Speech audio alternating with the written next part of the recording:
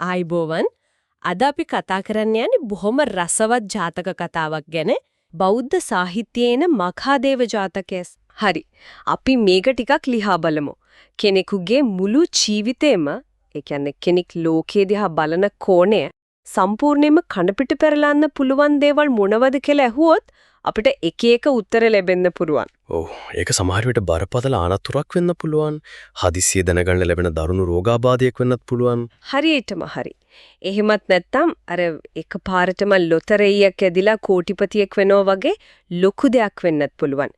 ඒ වගේ දැවැන්ත සිදුවීම් වලට පුළුවන් ජීවිතයක දිශානාතිය වෙනස් කරන්න. අනිවාර්යයෙන්ම අපේ ජීවිතවල හැරවුම් ලක්ෂයන් ගොඩක් විඩාවට එන්නේ ඒ වගේ ලොකු කම්පනයක් එක්කනේ. ඔව්.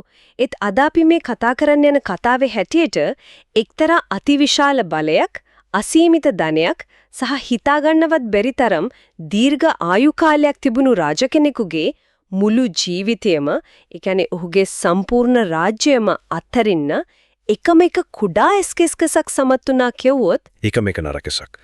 ඒතර මේක පුදුම හිතන කතාවක්. ඒකනේ.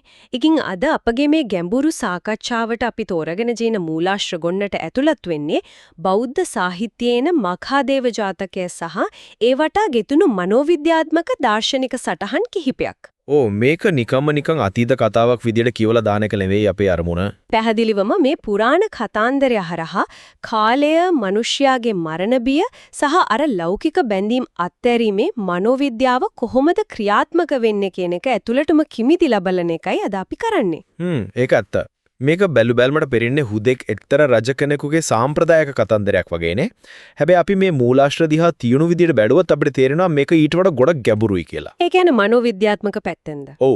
මේ මනුෂ්‍ය මනසේ ස්වභාවය සහ මරණය පිළිබඳව අපේ යටිසිතේ ඇති බිය අපි කොහොමද යටපත් කරගෙන ඉන්නේ කියන එක ගැන කරන පුළුල් අධ්‍යයනයක්. විශේෂයෙන්ම යථාර්ථය අවබෝධ කර ගැනීම සඳහා භෞතිකව සිදුවන කුඩා කම්පනයක් වුණත් කොතරම් වැදගත් වෙනවද යන්න මේකෙන් පෙන්වදනවා. ඉතින් අද අපි උත්සාහ කරන්නේ අන්නේ සැඟවුණු මනෝවිද්‍යාත්මක යථාර්ථය මේ කතා ප්‍රවාහයත් එක්ක කොහොමද සම්බන්ධ වෙලා තියෙන්නේ කියලා තේරුම් ගන්නයි.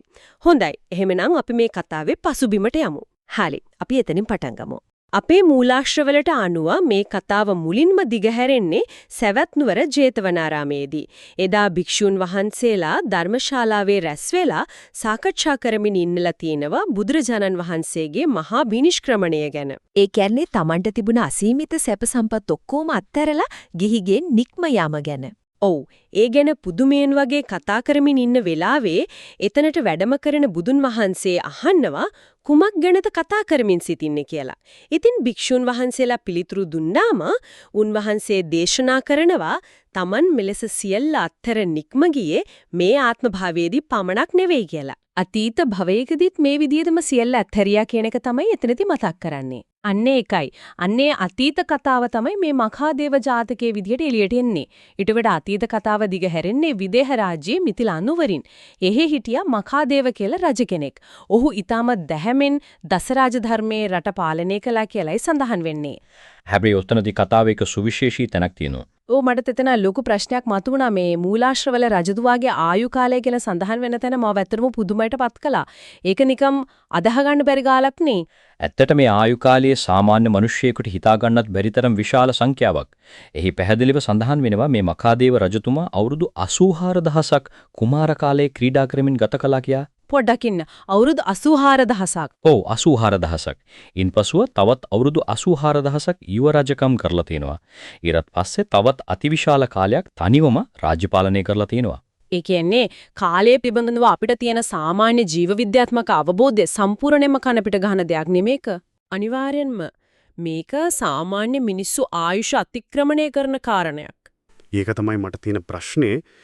මේක හරියට කාලිය නැමැති ලොතරැයියේ ප්‍රථම ත්‍යාගයේ දිනුවා වගේ දෙයක් නේ. කෙනෙකුට අවුරුදු ලක්ෂ ගණක් ජීවත් වෙන්න ලැබෙනවා කියන්නේ ඔහුට ප්‍රායෝගිකව මරණයක් ගැන හිතන්නවත් අවශ්‍ය නැති තරම්.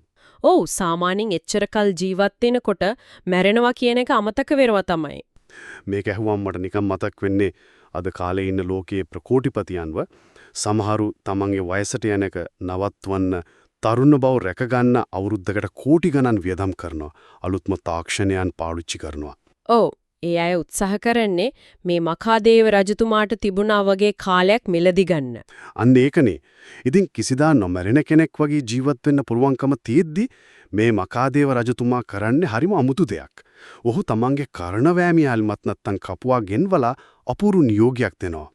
රජතුමා කියනවා මගේ හිසේ එක නරකෙසක් හෝ දුටුවොත් මට වහම කියන්න කියලා. ඒකේ තමයි කතාවේ හැරෙන්නේ. මට තේරෙන්නේ නැත්තේ ඒකයි මේ තරම් අතිවිශාල ආයු කාලයක් තියෙන කෙනෙක් ඇයි මේ එකම එක නරකෙසක් ජන හොයන්න මෙච්චර උනන්දු වෙන්නේ?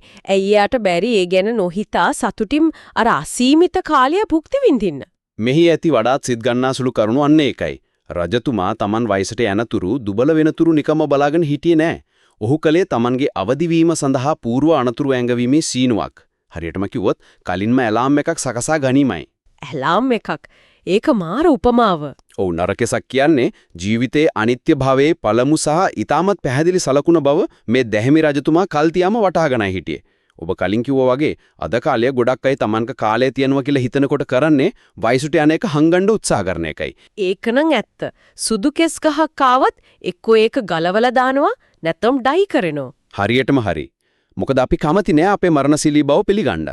අපේ මොලේ හැමතිස්සෙම උත්සාහ කරන්නේ මම කවදාවත් මැරෙන්නේ නැහැ කියන මායාව ඇතුළේ අපිව තියන්න. ඒත් මේ රජතුමා කලේ ඊට හාත්පසින්ම වෙනස් දෙයක්. කියන්නේ එයා මායාවට රැවටෙන්න කැමති උනේ නැහැ. ඔව්, ඒතරම් දීර්ඝ කාලයක් ජීවත් වෙන්න අවස්ථාව තිබිලත් කාලයත් එක්ක ශරීරය වෙනස් වෙනවා කියන නියත සත්‍ය ඔහුට අමතක වුණේ නැහැ. ඔහුට අවශ්‍ය වුණා ඒ වෙනස ඇරමෙන පළමු මොහොතේම, ඒ කියන්නේ මායාවේ බිත්තිය බින්දෙන පළමු මොහොතේම ඒ බව දැනගන්න. ඒ කියන්නේ තමන්ගේ සුඛෝපභෝගී ජීවිතය ඇතුලේ අතරමං වෙන්නේ නැතිව යථාර්ථය මතක් කරගන්න ක්‍රමයක් ඔහුම නිර්මාණය කරගත්තා. හරි.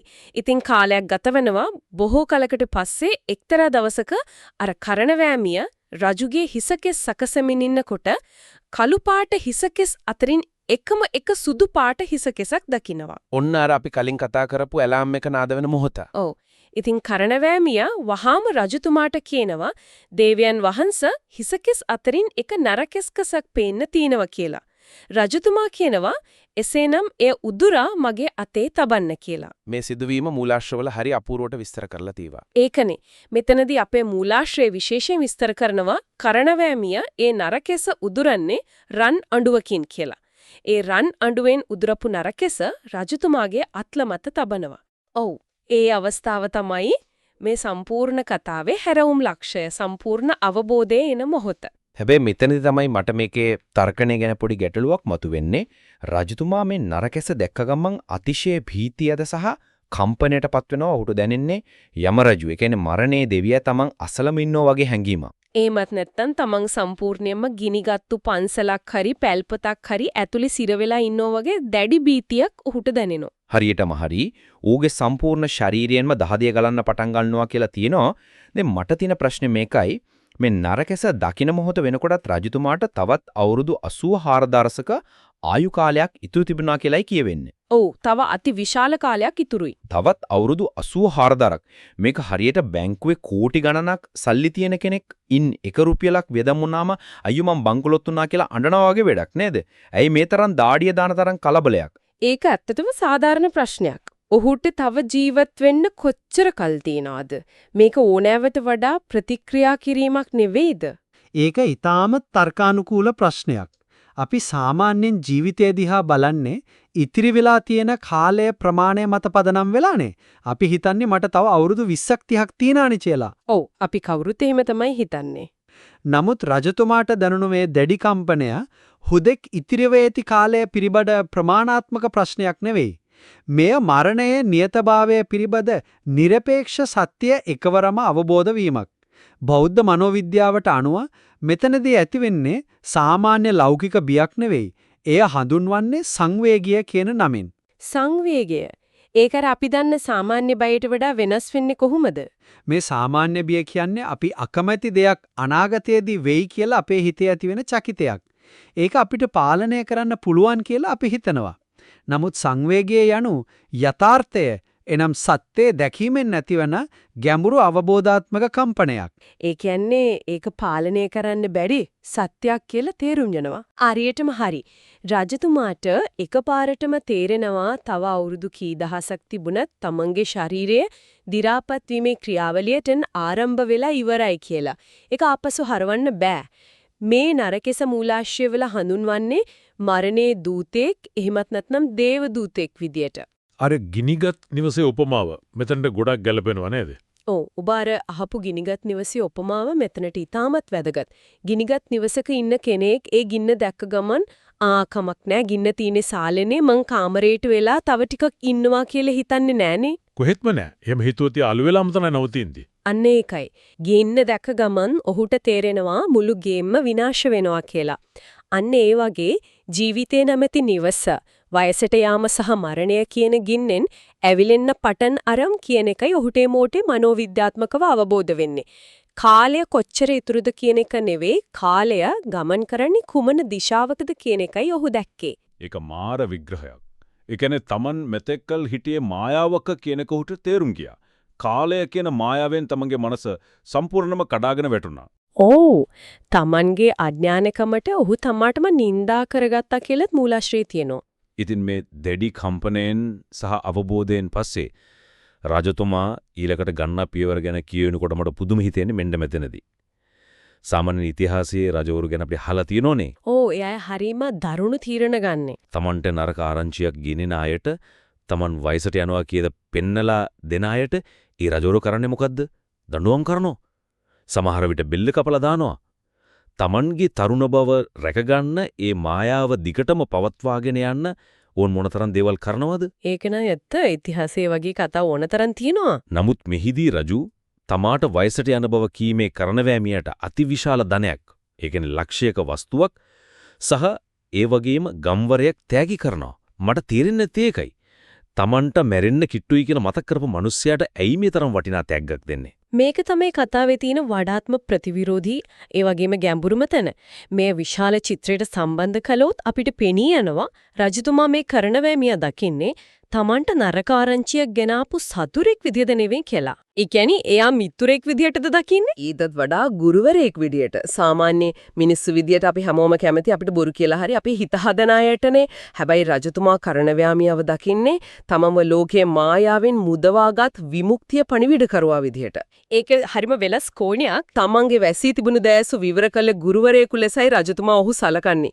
ඔබ හිතන්න ඔබ නිදාගෙන ඉන්නකොට ඔබ ගෙදරට ගිනි ගත්තොත් ඇවිත් ඔබව ඇහැරවන කෙනාට ඔබ බනිනවද නැත්නම් ස්තුති කරනවද? අනිවාර්යයෙන්ම ස්තුති කරනවා.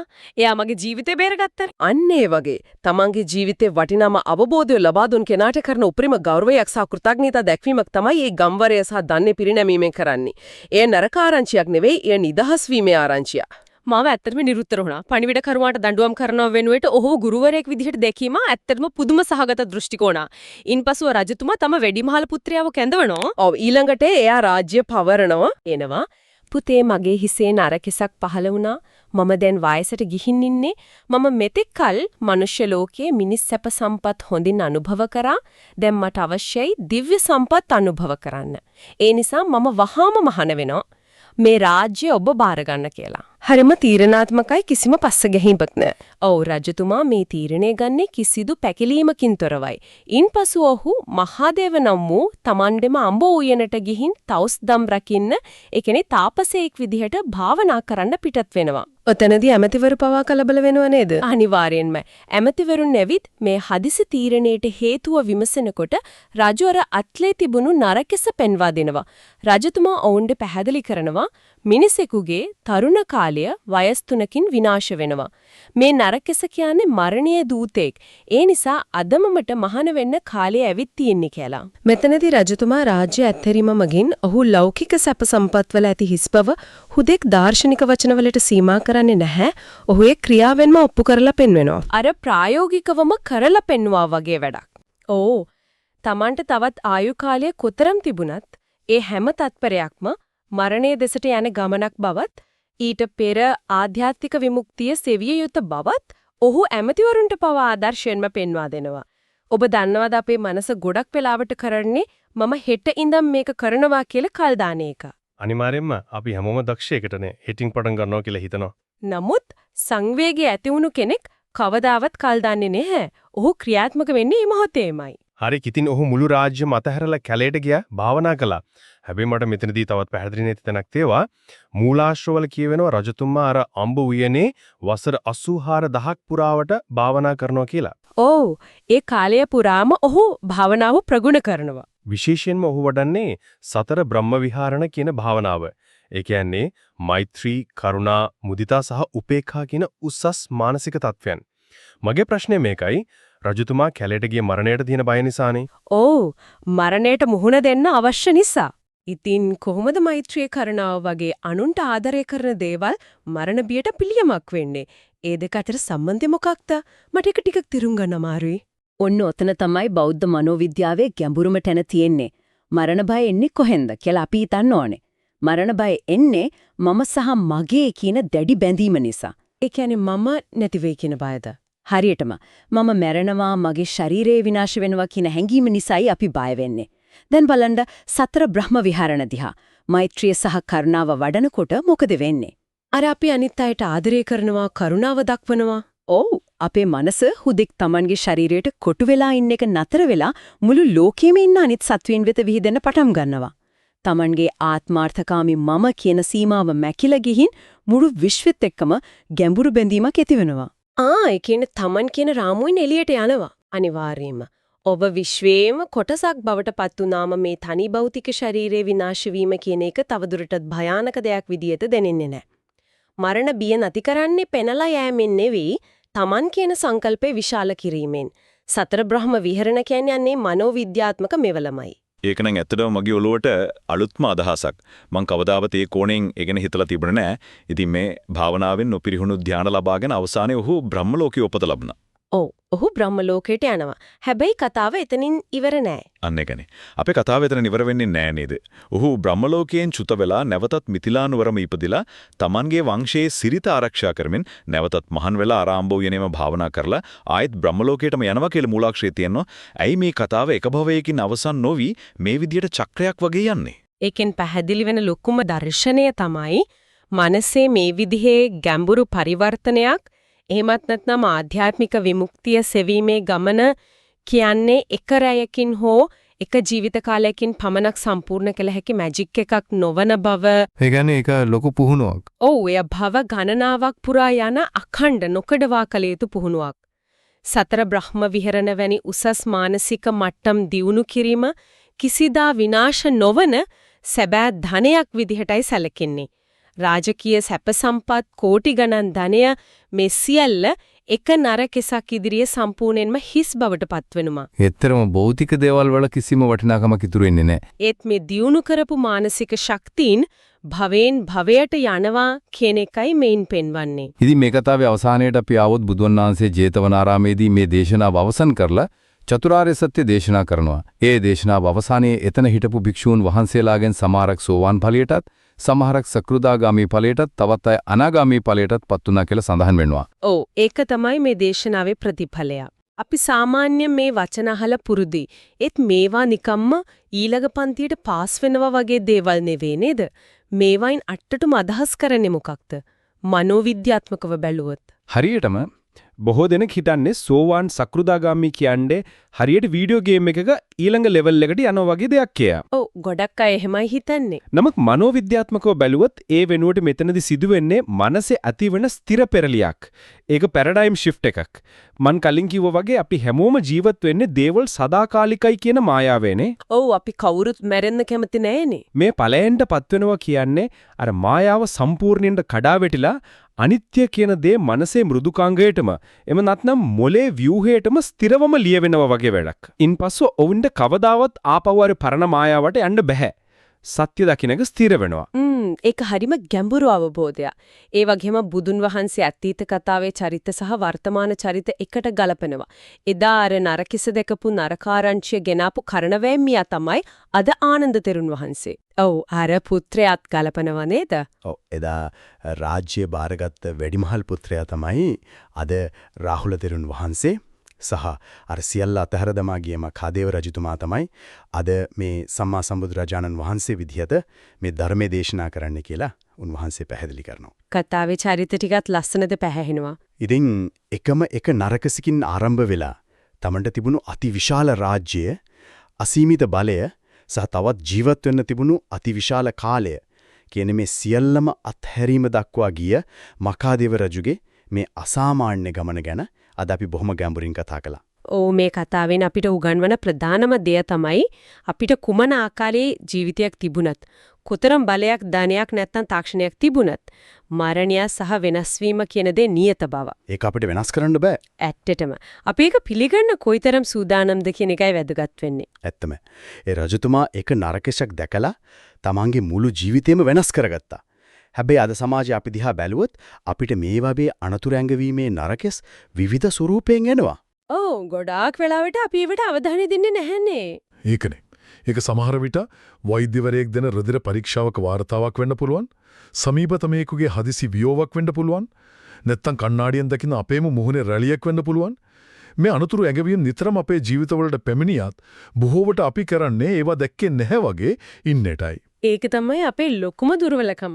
අපි අර රන්නඩුවෙන් යදලාගත්තු නරකස ආයේ කොහේ හරි හංගලා කිසි දෙයක් උනේ නැහැ වගේ අර මායාව ඇතුළෙම ජීවත් වෙන්න උත්සාහ කරන්නේ අපි හිතන්නේ අපිට තව ගොඩක් කල් තියෙනවා කියලා. හරියටම. රජතුමාට අවුරුදු 84000ක් තිබිලත් ඔහු ප්‍රමාද වුණේ නැහැ. වහාම ක්‍රියාත්මක වුණා. නමුත් උපරිම අවුරුදු 80ක 90ක් ජීවත් වෙන අපි කොයිතරම් ප්‍රමාද වෙලාද, කොයිතරම් අන්ධභාවයකින්ද ජීවත් වෙන්නේ කියන එක මේ කතාවෙන් අපිටම කියා ගන්න පුළුවන්. අනිවාර්යෙන්ම. ඉතින් අද මේ ගැඹුරු සාකච්ඡාව අවසන් කරන්න කලින් අප සෑම කෙනෙකුම තමාගේම අසාගත යුතු එක්තරා ප්‍රකෝපකාරී ඒ වගේම ගැඹුරු පැනයක් තියෙනවා. මොකක්ද මේ ප්‍රශ්නය? ඇත්තටම හිතන්න ඕනේ කාරණය ඒ ගින්නෙන් නැගෙන දුමාරය අපි නොදැක්කාසේ සිටියට ගින්න නිවි යන්නේ නැහැ කියන එක මතක තබා ගන්න. ඒ ගැඹුරු සිතුවිල්ලත් එක්කම අදට අපගේ මේ සාකච්ඡාව මෙතකින් නිමා කරනවා. යලි දවසක මේ වගේම තවත් අපූර්ව මූලාශ්‍රයක් ගැඹුරින් විග්‍රහ කරන්න අපි එකතු වෙමු. නමෝ බුද්ධාය නමෝ බුද්ධාය නමෝ බුද්ධාය නමෝ බුද්ධාය